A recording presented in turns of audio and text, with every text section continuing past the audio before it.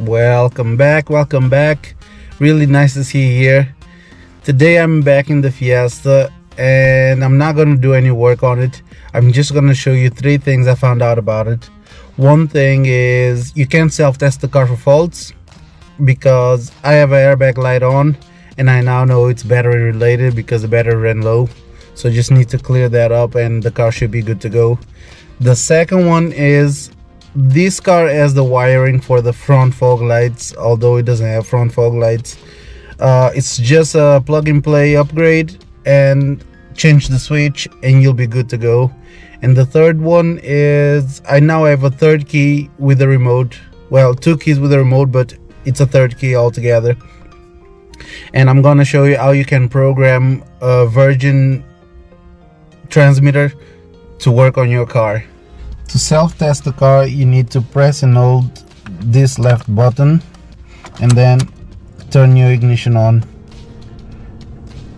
And you hold it until the word test comes on and then you can let go. And every time you press, first it starts with the gauge and then every time you press it, it's going to test something different. And then in the end, it's going to give you the fault codes. Not that. So DTC, and then you'll need to Google what those mean, and those are all battery related. There's 4 stored and those are all battery related because the voltage went too low. And then to exit the test mode, all you have to do is just turn the ignition off, and next time you turn the ignition on, the car is back to normal. Second thing I wanted to show you is fog light wiring is right there behind the fog light rail. So you remove that and the plug is sitting right here. All you have to do is get in the fog light mount, fog light grill, and the switch next to the driver, in front of the driver's seat, and then it just works because it's all ready for fog light. It just doesn't come with, for some reason, that the thing's there to prevent road grime going into it, but you literally buy the parts, mount everything up, and it works. Now this is the one that really blew my mind because honestly I wasn't expecting this to work.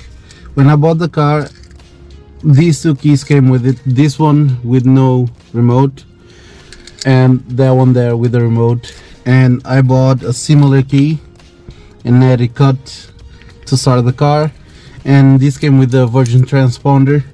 And to program the third key, doesn't matter in which order you use these keys, but you're gonna cycle just the ignition.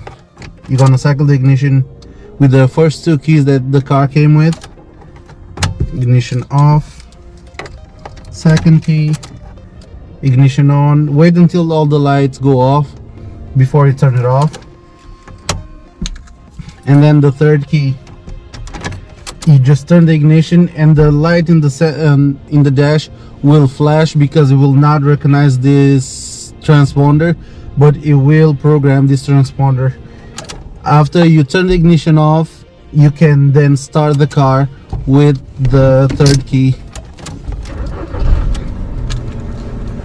And honestly, like I said, this one blew my mind because I wasn't expecting this to work.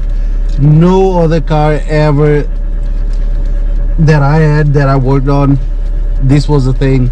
And I don't know, I'm really happy that it did work on this, because that means that now I have 2 keys with the remote and both of them work really well.